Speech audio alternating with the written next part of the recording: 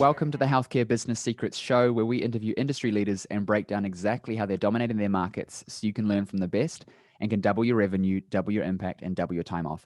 In this episode, we're talking with Joy McCarthy. Joy is the founder of Joyous Health. She's an award-winning certified holistic nutritionist, best-selling author, podcast host, and even has her own line of natural hair care and body care products she founded in 2013. Joy is a trusted nutrition expert and has been featured in hundreds of publications, both online, such as Well and Good, CNN and CBC, and in print and in regular health expert on television, including Cityline and CTV's Your Morning. Welcome to the show, Joy. Thank you. Thanks for having me. Yeah, I was looking forward to this. We get a lot of people on here who are doing amazing things in business that are not in healthcare. And the point of the show is to have discussions around things that aren't just healthcare related. But I always love bringing on someone on the show who's doing things in healthcare and doing them really well. And we'll jump into your backstory in a second, but from watching what you're doing and seeing your stuff, you're doing everything that I try and get my clients to do. And you're doing it right, which is amazing. So it'd be great if you can kind of give us some backstory as to how you got here, what you're doing at the moment, that kind of thing, so our audience has some context. Yeah, totally. So I started Joyous Health over 10 years ago.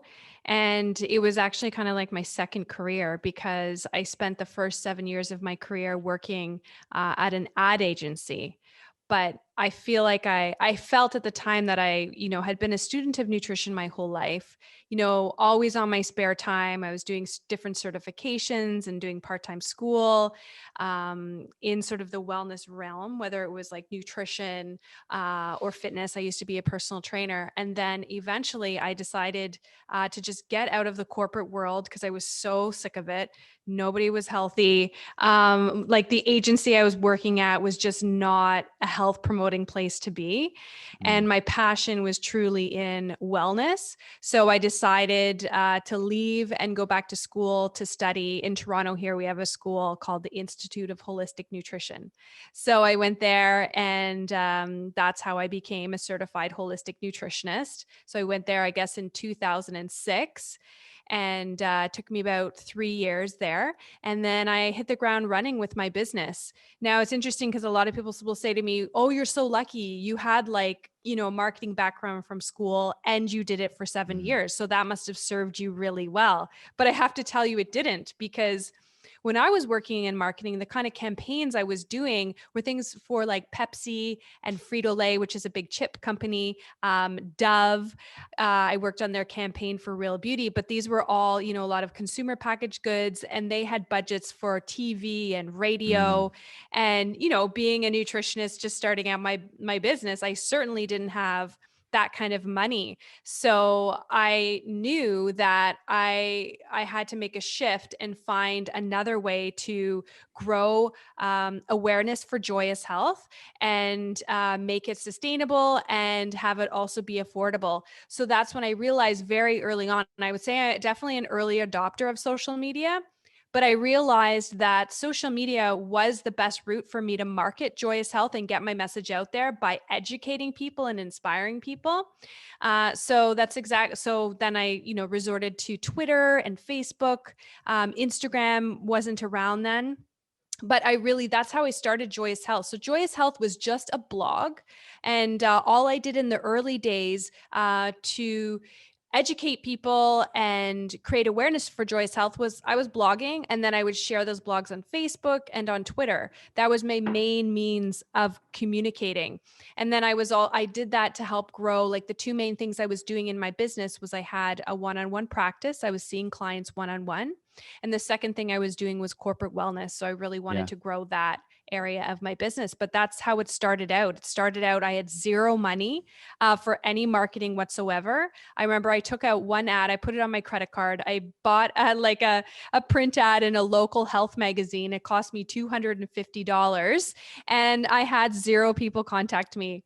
I even went so far as to update my voicemail with like Bell or Rogers, whoever my provider was, to make sure that I could handle enough voice messages because I wanted to make sure. I was like, I'm going to have like 30 people calling me from this print ad. And I had not a single one. So I was like, oh, okay. So social media marketing, I got to get on this thing. Yeah. It's interesting because the space of big brands is really advertising, right? It's like, let's just get this message out and kind of, Mm-hmm. and I'm paraphrasing, but see what happens. And there isn't necessarily this direct feedback. Whereas in our world, that doesn't work because we just don't have the dollars and the budget and the sales to influence it. Like Coca-Cola can put out an advertising thing and spend a whole lot of money and go, did it work? I don't know. I guess Yeah. we're making money, so I guess it worked because we've got this budget, right? But when we're in practice, we don't have a budget, so to speak. And even when you do, it's not the same thing. You can't just go out and spend 10 grand on a billboard and go, let's see if it gets some sales. Like we need to have things that Yeah. noticeably with direct feedback, is it working or not? Otherwise, we just dump cash into things like newspaper ads, etc., Yeah. hoping to get things and we don't get anything. And so Coca-Cola can advertise at all the movie theaters to try and boost when people are thirsty, they think I'll get Yeah. Coca-Cola. Their plan is long term.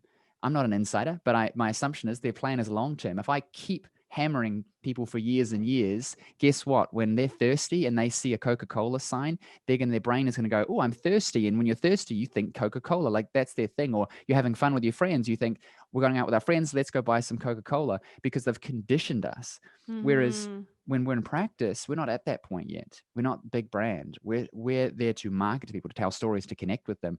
And social media is an amazing platform for that. For me, I find it interesting that people still don't, like, I remember people saying that Facebook's a fad. And these are probably the same people that said the internet was a fad. And Yeah, it's exactly. it's it's just the game's changed and now it's beyond, like, it's just fact. You know what I mean? Facebook is not going to go anywhere. And even if it does, there'll be something else because people are now conditioned to want to use social media because social media is just the media interaction between individuals and we get to control it. And so when people look at social media and they think, I don't want to be on social media or I can't, or it's hard or blah, blah, blah, or it's not right for me. I never quite understand it because the best way to get your message out is to connect with humans. And you can go Mm-hmm. and run a workshop, you can go and stand in front of a store and talk to people, which is the same thing, but just in person, as doing it on social media with a live video or a post or going into groups and connecting with people. But with social media, you can put it out there and a million people could see it. And your town might have 100 people in it because that's the nature of it. And also you can do it from your own home, from your phone, from the beach, from the toilet. Like it doesn't matter. And that's what's incredible about social media. So I'd love if you kind of give us a breakdown of what you're doing now in terms of your business and your clients and things like that. How has your social media influenced it? And what's changed with what you're doing now on social media compared to what you were doing before? Oh yeah, it's changed dramatically. But just to add what you're saying, it's interesting because when I think back, I remember January 2010 and thinking exactly what you're talking about. That in Toronto, there's maybe 3 million people here, but there's over 7 billion people in the world. So I remember Mm, thinking to myself, I should start a YouTube channel because then I can reach people on the other side of the pond. I could have clients everywhere. And the interesting thing is that is exactly why I went on YouTube, was because I wanted to create awareness for my brand and educate people and inspire people. And in doing so, I started getting clients, and I actually had quite a few clients in Australia. And I'm like, okay, this was a good decision to take the next step and start utilizing YouTube. So Joyous Health has definitely grown over the last decade and changed a lot. Even as myself as a practitioner, I actually don't see clients one-on-one anymore because at the end of 2016, I stopped doing that because there was just so many other areas of the business that I was excited about and I wanted to work on, and I just found that I wanted to grow beyond that. I'd done that mm, for about 7 years, and I was ready for some change. So I'm not doing that anymore, but there's just so many other things that we're doing. So every week at Joyous Health, we have like our content meeting, and we talk about all the things that are coming up for the next 6 weeks. So we have a sense of all of the things that we're going to be doing and promoting and talking about. But we always make sure that every single week we have one really solid piece of content. Oftentimes it's a recipe that we then we put it onto Joyous Health. JoyousHealth.com is like the umbrella of Joyous Health, and mm, then we share that content everywhere. So we share it on YouTube, I share it on Instagram and IGTV, we share it on Twitter, we share it on Facebook Facebook. So we just utilize all of the social channels to blast out our content. And for sure, there's going to be people who, see our content on multiple platforms. But then there's some people, like I'd say YouTubers often do not like to go off YouTube. And I find that there's definitely a great community there of people who might not even follow me on Instagram, who may have no clue I'm even on Instagram. I feel like YouTube is its own kind of little world, whereas you get more crossover. Often I'll see people's comments or I'll see people on Facebook that I recognize their name from Instagram, so I know they're kind of going to both. But really, the goal at Joyous Health is we're always creating this amazing digital content that people can consume no matter where they live in the world. And, a big part of it, Joyous Health is really a lifestyle brand now, because we have not only do we have like our digital products, but we also have products that we sell within North America. We have hair care and body care and whatnot. So it is definitely, the business of Joyous Health has definitely evolved and changed over the years. And it's been really exciting because I'd say what's driven a lot of the change has been listening to my community. And I'd say that's one thing that we have done really well at Joyous Health is listening to what they want, and marrying that with my passion for certain things. Because, back in like 2012, I had so many people always asking me about, natural products like deodorants and natural body care, and always curious about what I used and what I recommend, because I live a very, toxin-free lifestyle. And it only made sense that we would also then develop our own line of these kinds of products, because I knew exactly what I liked. And I also wanted to create products that were more affordable for people. So it's been neat over the years to see, how the brand has grown. And I think, a lot of times for like people who have just graduated from school, either as a naturopath or chiro, like yourself, or a nutritionist, sometimes they, when I meet with them, I chat with them, they're so overwhelmed. They're like, how can I do everything you're doing? And I always remind people that I started, very small. I just had a blog and I was just doing one-on-ones, and I wasn't that busy. And I was doing a few like corporate talks here and there, and I wasn't making very much money. And it took me a long time. Like, I am still working hard at this. And, now we have a small team. Now there's 4 of us. Yeah, I think a lot of times people feel overwhelmed with all the different things that we're doing at Joyous Health. And I just always remind people, you got to start somewhere. And, if I had that attitude with social media, for example, oh, I don't know if I should go on Instagram because I have no followers. Well, I would still have no followers. And I think a lot of people have such a block with that. And I think it's really an ego thing. I think it's an ego thing that prevents people from going on social media and putting their info out there, because they're like, well, who's going to see it?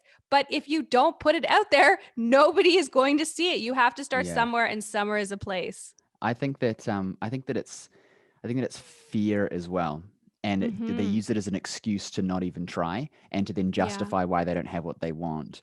And I see that a lot in all aspects of business, but especially with health professionals. It's kind of like, well, I can't get into it because so and so's there, and well, that's it. How am I going to get into Instagram? But what people don't understand is that the people who are doing really well, like yourself at the top, is you went into platforms early and Mhm. you found the culture in it, and you communicated with it, and you created content relevant to it.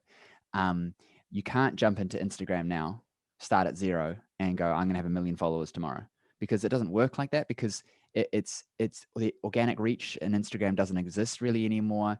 Facebook's dead. There's no point in even having a Facebook page that's large, because there's no organic reach. It's all about ads. And so it's looking Yeah. for opportunities with newer platforms, things like TikTok. TikTok has been insane for the last year and a half or whatever, because people understood that when a platform, and this is kind of just for the listener, when a platform comes out, they want to show content because there is no content. When there's Right. no content, they take any content and they push it to everyone so that it feels like it's a busy place. That then makes more people turn up, because what the algorithm does is it looks for engagement on that content.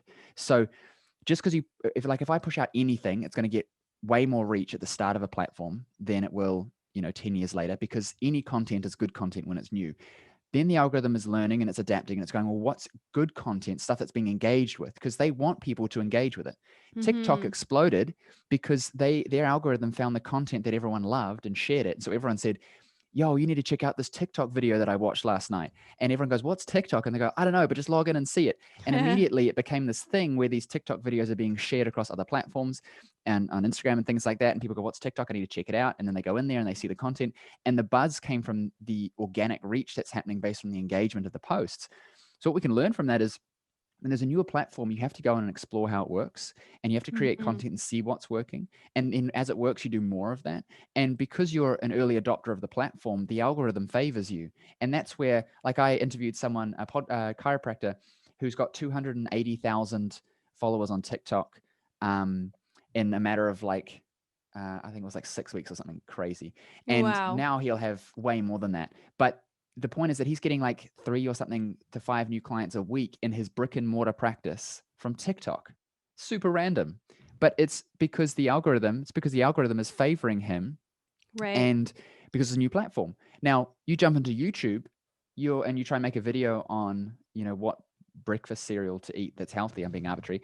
There's 50 million videos that you're competing with. And so Mm-hmm. now the algorithm is looking for really good content that's pre-existing, because they want to give the user what the user wants. And something like YouTube is a search engine, so they're not just going to show new stuff. They're going to show the stuff that they know Yeah. people want the answer to. And so it's kind of, it's not dead, but it's not the same as a new platform. YouTube as well is tending more towards ads and stuff. The platform's increasing with ads. It's going to go the way of Facebook probably eventually, where it's Yeah, I'm pay to sure. play. And that's just the nature of things, because eventually there's so much content that you have to pay to win. Otherwise, who's going to see your stuff? So the point I'm trying to make is that you have to just get in and do it anyway. And your intention should not be to get famous and make a whole lot of Mhm. content and all this, like, I'm going to be rich and famous from social media. It's who is listening and who needs what I have, and how do I create the thing that matters for them and do it anyway. Because 10 years later, if you didn't, you'll look back and go, man, I missed the trend on everything. Like, I'm looking at TikTok. I'm like, everyone told me to go on TikTok. Gary Vee told me to go on TikTok. Should have gone on Mm. TikTok.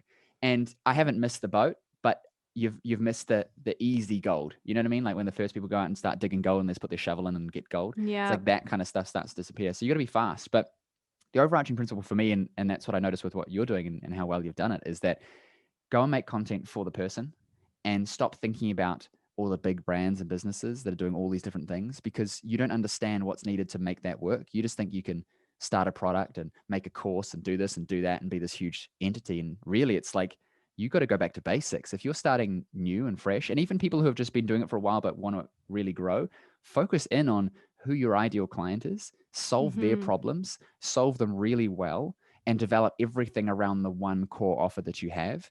And eventually you can begin to expand later. Like, I presume that you went from one-to-one consulting into a kind of a Mm-hmm. group program, and then Yep. probably into a course, right? Is that Yeah, kind of how it works? Yeah. exactly. Yep, yep, Mhm. yep. And so just this whole conversation about TikTok reminds me that I actually I have a Joyous Health on TikTok, an account, but I've like never, I don't think I've ever put something up there. Mm. So I'm like, I should probably go You do that. you need to And go and do honestly, that the because only you have a reason I following already. haven't, yeah, the only reason I haven't is it's just like there's so many other things that I'm trying to that we're managing that it's like, oh my gosh, one more thing. But I totally agree with you being an early adopter of these things. And who knows, like no one knew that TikTok was going to explode. Although Gary Vee would like to claim that he knew.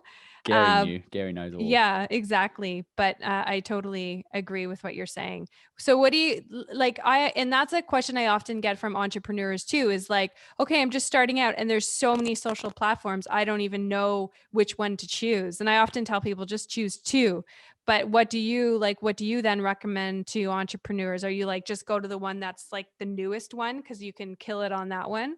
I think, and you talked about this with YouTube being like, it's like a silo. Like, people on YouTube, they're the YouTube people and they don't go anywhere else. I think that that's Yeah, all it's social true. platforms. You tend to have the one that you go to by default, and then you have the others that you dabble in and maybe look at occasionally, and then there's those that you don't even touch. Like, I don't touch Snapchat.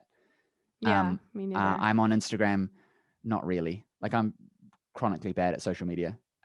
But I'm looking at it and I'm like, which ones would I do I go to typically? YouTube, I look at Instagram, but they're also for different types of people interested in different things, because it's a different medium, and that's how they all have their own niche and silo, right? If you're on YouTube, you're there to really digest content. Like you're watching these videos for a long time. Mhm. Instagram, 3 seconds, just next photo, next photo, next photo, next photo, right? TikTok's very similar. TikTok's the video version of Instagram, if you think about it, right? And so it's kind of like you're going to resonate with certain things, and the best thing is to do the things that give you energy. Don't be on Mhm. Instagram if you hate taking photos. Like Yeah. it's going to suck and it's never going to work. You know what I mean? If you don't like taking photos, but you like creativity, then create things using different apps, but just don't have photos on it, if that makes sense. Like don't take a photo of yourself and put filters on it with a caption. Instead, create something, a graphic.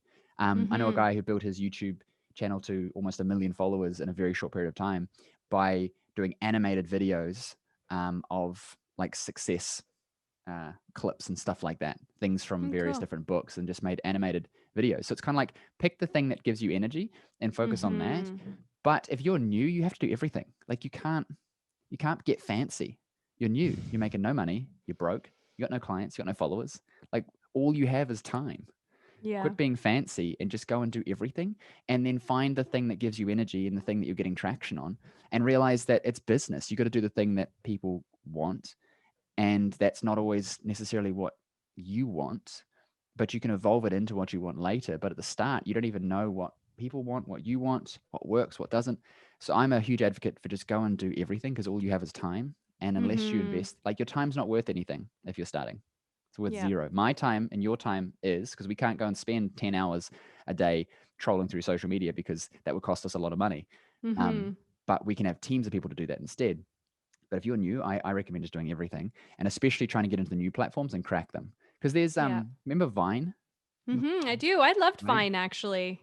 Yeah, I it's used that a lot, dead now, but then it right? died. Yeah, it didn't But live very long. no, there are people on there like Logan Paul. Do you know Logan Paul? Jake Paul. No. Jake No. Paul's just fought at the Mike Tyson fight that was on recently. Oh, okay. Okay. Yeah, he's a YouTube sensation. Uh, he's got 14 million followers, something like that. Oh, wow. He's like a kid doing videos. I'm pretty sure he started on Vine, him and his brother. Now Oh, they're yeah. each making 8 figures a year as social media influencers on all channels, making movies, doing boxing fights, all kinds of stuff. There's another guy, I forgot his name. He started on Vine. Now he makes Netflix movies. And it's Oh, wow. these kids literally that started on these channels and got followers because no one was doing this stuff properly, and they just committed to it, and now they're huge. People have done it on TikTok. They've got Mhm. massive amounts of followers, and now they're these huge influencers, and now they've got brands, and now they can develop products. They can do whatever they want because they've got a follower. I've got followers, right? And I think that we forget that in healthcare we have a skill set, sure, but so does every man and his dog. Like how Yeah. many nutritionists are there?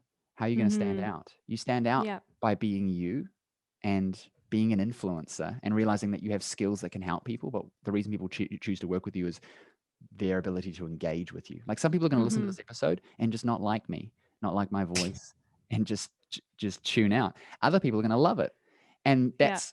that's the nature of things. And I think that too many people are scared of that, people not liking them or it not Mhm. going Very anywhere true. to actually take any action. But yeah, yeah, I also just want to add to what you're saying because, even though I'm not really on TikTok, whenever a platform releases a new feature, like for example, when Instagram released IGTV, we were all over that. And mm, our videos were getting like massive views, doing really well. And now with Reels mm, and Instagram is definitely my favorite platform. So I enjoy going on there because my husband does all the photography for Joyous Health and videography. So we always have beautiful photos to share, but we also share all our videography. And I find that Reels on Instagram and our IGTVs do really, really well. And I think it's because Instagram is just pushing more eyeballs to that content because they 100%. really want to promote it. Like I remember years ago, I don't remember what year it was, but do you remember when Facebook Live I was became going a to say thing? that.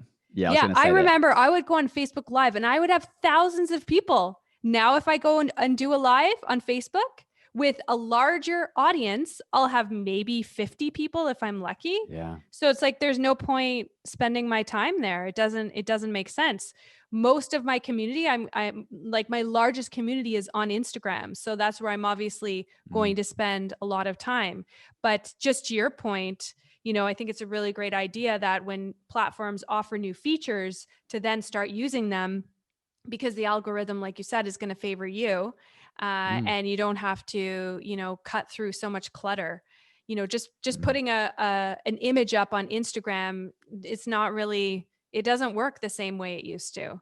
But utilizing the other features are definitely great until they're not great, You got to right? look for Until you got to look for the content vacuum, right? If there are users and there's no content in the new feature or on the platform, but there's people wanting it, then there's a vacuum, there's a lack of content. So that Mhm. the algorithm's going to favor it because the intention of the platform is to get people to watch their stuff because then they grow their user base, and if they grow their user base, they can eventually monetize it. Pretty sure TikTok's got ads now. It's the nature of things. They build a platform, you get engagement, you sell ads. And so when Facebook released lives, that was all the rage because of course Facebook's going to push it to make it the new thing. Yep. Instagram with IGTV, Reel to try and compete with TikTok. Like it's important to notice these things and go, great, I'm going to make some stuff. It doesn't matter. Like that chiropractor that I talked about, he makes some of the most random videos, but you got to test stuff, and some things Yeah, work, some you things do. don't. But you have to Yep. detach yourself from the outcome. If you're It's so true. worried about, Which am is I going to hard get to likes do. or follows? 100%. We care too much. Yeah. Everybody does this. It's human nature. But I've learned that if I don't celebrate the wins as much, and I don't get enrolled in like I've won and things are amazing, it sounds depressive, but if I don't focus on the positive as much, it prevents me from immediately focusing on the negative. Because if I'm detaching from the win that I've had, I'm like, okay, cool, I got a win. Like I'm not being down in mood. I'm just being neutral to things. Mhm. Then Mhm. I have a consistency in my state, Yeah. and I don't have these big ups, and therefore I don't have these big downs. So therefore I I can very make much agree with choices that. that I'm now not affected by the down, which is more Yes. common because I'm not so caring Absolutely. about the app. And so I can go out and do something, not care if there's no one who turns up to it because I knew that I went and put my heart and soul into making value there, and I can repurpose it later. An example is, Exactly. and for everyone listening as well, and maybe yourself too, I don't know if you're doing this, Facebook groups are huge at the moment. Um, Mhm. Yep. Organic reach in a Facebook group is massive. I've got a group of 2,500 people at the moment, at the time of recording this, and we'll get half of those people to see a post. Like that's That's insane. great. So we're pushing a whole lot of content into the groups, but it's focusing heavily on big central like pillar content, a live Mhm. stream, something like that. But the intention of it is you do the video. I don't care who turns up, but I'm doing it to give value, and I can And you're take that doing video. lives you're talking about? Yeah, doing it live. Yeah, and I can repurpose that content later. So it's not Yeah, like so the live true. stream was a bust because no one turned up, so I don't have anything to talk about, and no one's like, you do a Q&A and no one turns up. Never do that. That's just dumb. Go into it with something that you're going to teach anyway, and wait for people to turn up to do Q&A. I see too many people go, I'm going to do Ask Me Anything, and they're waiting there, and like no one's asking them questions. It's awkward. So instead, I go in there with content and then Yeah, that's smart. Q&A, right? Because then I can You chop it up, make it a YouTube video, put it on Instagram. Yeah. Yeah, whenever I do Ask Me Anythings, you know what I always do? So I do them on Instagram, but hearing what you do, I'm actually totally going to do one on one of my groups because I don't do lives on my Facebook groups. I only ever really do them on Instagram. But what I do on Instagram is the day before, 24 hours before I'm going to do an Ask Me Anything, I do the little question box and I'm like, hey, I'm going to be live tomorrow at noon. Type in your question and I'll answer it. So then I go into it Mm. with lots of content. But I'm going to steal your idea. I'm totally going to do an Ask Me Anything on my group now and Mm. see. I think on one of my groups, I have about 3,800 people, but Mm. I feel like they're underutilized. I feel like I'm not really taking advantage of that. Like I have my Joyous Health page, but like the reach on that is like, like Oh, no, we're page always is pointless. updating. Yeah. Yeah, we're like always updating content there, but it's funny. It's like a mindset change because I'll always think, oh, I'll go on my page and do this because I have, I don't know, 40,000 people on there. But because my group only has 3,800, but the group has way more engagement. So I'm definitely going to try that. And, just to add on to what you were saying, like, managing the highs and lows, it's just all about like staying level headed. Mm. And sometimes, we create this amazing content and we share it on YouTube and we're like, we've had like 1,000 views on that. But then we take it and we put it somewhere else. We put it on IGTV and we have like 20,000 views. So I think it's just all about creating like really good content that your community is going to love and engage with. Sometimes you don't know, but creating that content that then, like you said, you can share it in so many different places. Well, interesting point to add to that is that often we do the thing that gets us the vanity metric, which is the view. Mm-hmm. Create a really Yeah. clickbait thumbnail and a really clickbait headline with really clickbait tags, and you'll probably get a whole lot of views, but they're not people that you care about, Yeah. because you make a video bad mouthing something that people love and you get a Yeah. whole lot of views. You know what I mean? Like, as an extreme example. So, or put something out there that's inflammatory and you'll get likes and views.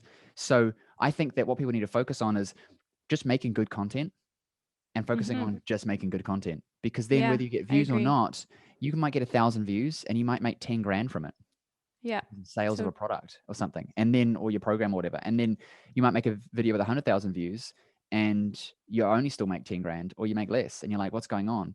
But what's happening is the people who watched the video where you made the money from it, they took action on the content. It was valuable for them. And so I think the way to do it is really focused on what value can I give that I could be confident to reuse later, that I could be confident to share with people in the future as value. And so for me and my group, and I think this would be really interesting for you to look at doing as well, every single week we do a live stream in it. It's pre-planned content. It's like a mini webinar. I'm teaching cool. stuff, and then I have a soft pitch at the end.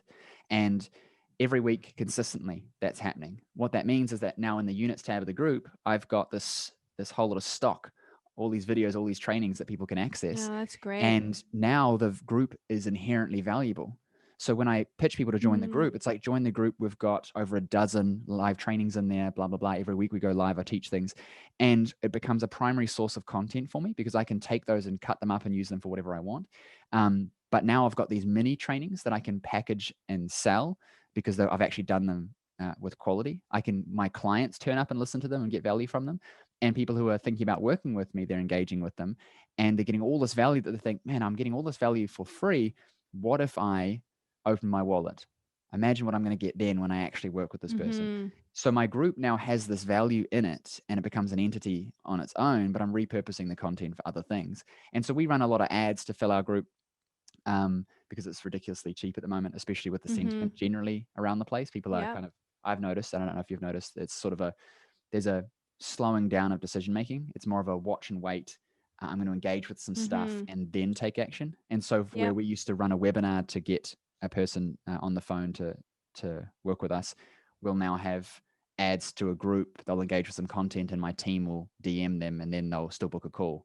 But it's kind of a lower barrier to entry, low ball type thing. Mm-hmm. But if you've got a huge audience, you could fill that group. We had Maggie Yu on the show. If you go check it out, she's episode 1, I think it was. She's got a group of Amazing. 30,000 people. She's a functional medicine physician. And Great. they're driving millions in revenue directly from basically a Facebook group. Which is Amazing. really So cool. what would be like, how are they making money then? Are they selling like a product or Products and programs, a yeah. service? So Got it. yeah, so there's plenty of opportunity for people to raise their hand when they want help or are interested in things. They'll do promo Mm-hmm. cycles every so often. Whenever they do a live or something like that, some content, they're sharing it. They do challenges, various different things like that. It becomes a community where people are in there to get value. And when they know where they can go, they've got coaches there, they've got opportunities for people to join various things, etc. And so it becomes this thing where you can enter it, get a whole lot of value from it, and you know where to go next. It's signposted, it's obvious. So when you're ready Mm-hmm. to go, you know what, I want to actually work with this person to solve the issue, it's very easy for you to raise your hand metaphorically, and someone would be there to answer your questions and point you in the direction of the right program to do, and then signs up into programs. Yeah. So it's a very seamless customer experience. Mm. And not I a think that's a pitchy thing. really, what's that? Yes. It's not a pitchy thing. It's not about Right. get someone in and then just sell them a whole lot of crap. It's get Right. them and give them value. And then, like, on the sidewalk there, you can clearly see the sign saying ready to go fast type thing. But you can participate in the party without having to buy a drink, so to speak. And I think social media is so much about relationship building. I think that's what Mm, people forget too. With what you're doing with your, weekly lives that you do that are so educational. You may have someone who tunes in every single week and has been following you for the last 3 years, but yeah. has not yet bought anything from you. And then, you have a program that they resonate with, and you've already established that rapport, and you've established yourself as that expert, and they trust you, and Mhm. they're so much more likely to buy something for you. So that's why, I value our community so much, because they always have great ideas, and engaging with people, having, ensuring that people feel heard is really key to, building that loyal community. So it's not always just about, what I've learned with Joyous Health is, it's not always just about putting the information out there, but it's also listening to people. So that's why I really Yeah. take advantage of doing things on social media, like doing polls and doing questions, and, listening to what people are interested in as well, to help, continue to build the company. 100%. 100%. You get to a point where you realize that listening to your audience is actually the most important thing, because then you can understand what they want and you can actually then give them what they want. Um, and the relationships, you said it completely right. I have people constantly who I can see that there's a dozen or whatever people on a live stream, and none of them are maybe commenting, but I know that they're sitting and watching, and I'm doing it anyway, because remember, I'm detached from the outcome. So one I might have 50, one I might have 5. It just depends on what's going on in the world and their schedules, but I'm detached because I'm just recording the content live, using it as a live, because I know that it's going to get more reach than posting it as a video, and I can actually interact, and people want to tune in. Like, you want to go, no one watches the replay of a sports game. You want to go to the sports game. Why? Because there's variety and you get to be there and there's an experience. You could just watch the replay at home and skip parts of it, but you don't want to. You want to have the experience. So I'm creating the Mm-hmm. experience, but people are there and they're engaging. 6 months later, I find out from one of my sales team that this person's been watching me for a long time. They want to jump into the program. It was the easiest call I've ever had, because the person's been watching me. They already That's know. the They've already, best. already making the decision. They've already heard me talk about it, and bring it back to a healthcare situation. People need to know, like, and trust you in any business, but especially healthcare, because most Yeah, people, not absolutely. the first time that they're trying something. You're not the first Yeah. nutritionist. You're not the first chiropractor. Like, for me, I found that it's quite rare that that's the case, or even if it is, it's like they've had a whole lot of other things they've tried and done and researched and spoken to people and seen them, etc. Now you're the first chiro that they're seeing, because they're looking outside the box. But what they're really looking for is, can I trust this person to help me? And Mm-hmm. do I believe that they know what they're talking about? And so we're all voyeurs at heart. We're sitting there watching, seeing what people are up to, seeing if it's real, right? You hear about somebody doing something amazing, immediately your brain says, oh, bullshit. And then you watch and wait until they go, okay, no, it seems to be legitimate. Now let me engage a bit further. And if you don't have these opportunities for people to engage with you like that, they can't see that you're authentically you. They can't either be pulled towards you or pushed away. I think that's an important point. It has to be that push and pull. You can't be vanilla. You have to Yeah. have people who don't like you, because by doing that, you've actually made people like you more, because you're now speaking more directly to a Mm-hmm. people, those who are actually going to be clients.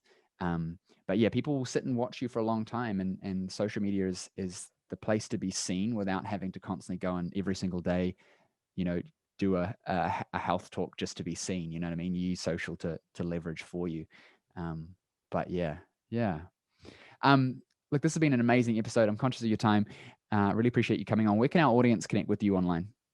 Yeah, so you can find me at joyoushealth.com, and also my favorite social media, as you already know, is Instagram. So you can also find me at Joyous Health, and I'm on YouTube as well.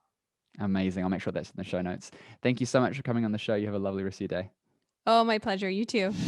Thank you for listening to the show. If you liked the episode, please hit subscribe and leave us a review. I'd really appreciate it, as it helps us get our episodes out to more people just like you, who want to know how to increase their revenue, impact more people, and build businesses that work for the lifestyle they want. Now, I know your time is valuable, and I know that you are here to learn the secrets to success in your health business. So I have something special for you just for checking out the episode. Now, if you're a health professional, coach, or trainer in business, and you're serious about growing a profitable, impactful business, then pay attention, because as a listener of the show, I want you to win. And so I've created a host of resources available exclusively for listeners of the show. So if you're tired of trying to figure out this game of business, marketing, and sales all on your own, and you're ready to just implement what's already proven to work rather than reinventing the wheel, I want you right now to go and check out healthcarebusinesssecrets.com/insider, and there you'll find over $5,000 worth of trainings, resources, and coaching available only for listeners of the show. There I'll give you the resources on everything from how to acquire 10 times more of your ideal clients using social media and paid ads, even referrals, how to increase your client conversion into packages at an 80 to 90% conversion rate like me, how to retain your clients for longer, getting them better results and making them happier, how to increase your prices and charge a premium to work with you, and how you can build a multi-six, even 7-figure practice just like I did, but with 1/10 of the time and 1/10 of the effort. What I want you to realize is that everything I teach comes from exactly what I did to have success and still have success in my own health business, and I want to share that with you so you can have success too. So go check out healthcarebusinesssecrets.com/insider right now and let me help you win big in your health business. Also remember to subscribe for 2 episodes every week full of the secrets to have success in your health business, as well as leave us a review so we know what you thought of the show. And I'll see you on the next episode.